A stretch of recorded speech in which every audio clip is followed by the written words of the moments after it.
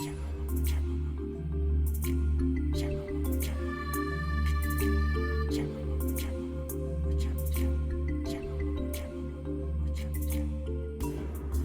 what I would call the will to be. So you get to a point where there's a will that opens up to be. And that what I'm saying when I'm referring to be or being is the sensing into that harmonious quality that you're starting to open up to. And then there's a will in the sense that there's a choice that has to be made to be that. And the more that you be that, the more that it comes through and floods through your system and will change the thought forms. It'll rewire your brain. But you have to be that. You have to, if that's opening up within you and you can sense that for yourself, you're going to see that that's opening up, and you're simultaneously going to see there's parts of myself that are still disintegrating. But you have the choice right there to go, okay, I can be what is the depth that is opening up through that, through the rubble. And the more you sense into that, you'll have to keep sensing and feeling that for yourself. The brain will go through the change. And so you're absolutely right that there is a choice. And it's like the will that, it's like almost the will of the masculine to be in that depth. And it's difficult for the mind to figure this out because there's a paradox innate within it, which is why your mind's going like, well, what is the movement here? Because there's surrender, but then there's some degree of striving, but is it even worth striving? Because then I meet helplessness. But it's not that one's right or wrong, it's that there's both. And so what James is saying with the will to be, like there's a time for action, there's a time for regathering things, there's a time for like clearing out things, which won't always feel like a surrendered inspired movement, although it may. This is why when people have a heart opening, they go, whoa, okay, like what am I doing? Like I'm in this job that I hate, okay, quit my job. Like, so you awaken to being, and then the smaller self voluntarily chooses to walk the path of its death.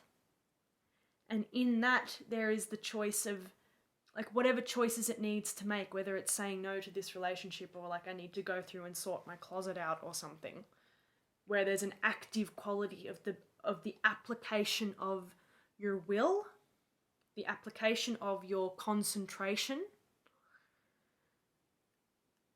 Because obviously there's, we want to get to a point where we're in being and it's flow state all the time. But in the flow state, there are these movements that are asked to be made of the gathering and the bringing things, or the applying of it's the applying of your smaller self to aid your disillusion. And then usually that'll work itself to the point where it can no longer do anything else, and then boom, and then you die, and then you surrender to the next level. So it's both, and there is a purpose to the one with a will doing something, even if you can maybe sense that it is to some degree separate still. Because in the doing, if you apply that doer towards the acts of care that are required, that is one, good for you anyway, because you're taking responsibility, but two, it also wears down that identity, and it wears itself down until it's ready to die, and then there can be a death and a surrender and maybe another layer of trauma, or even a birth of harmony, like another layer of harmony. It's also like the more that you taste your being and that comes through your body, that will naturally bring up everything that it needs to bring up that isn't in harmony with that beingness too. So it's like Risa's saying, the smaller self or the subconscious or whatever it is doing the work in terms of, I don't even know if we could say it's the subconscious, but the willingness to keep entering into whatever's there. But also there's it's that the beingness is also flowing in the other way and bringing about the transformation too. So it seems to be both. And it's the same thing if we use the dance analogy, okay? You're learning ballet. Okay, there's some degree of applying like a kind of clunky, uncertain consciousness to that learning process. Okay, you go to a ballet class and then you learn like first, second, third, fourth, fifth position, and then you try and do a pirouette, which is a ballet spin, and you spin and then you fall over, and you spin and then you fall over, and then you spin and then you fall over, and then usually what happens is people try and try and try and try, and they keep trying and they keep failing, and then they go, screw this, and they really badly fail, and then they wake up the next day and then boom, they can do the pirouette. And it's like, it's not just that they can do the pirouette, but they can, it's like ingrained in their being. Bam! And so it's the same thing where even, like, okay, another thing, you're a painter.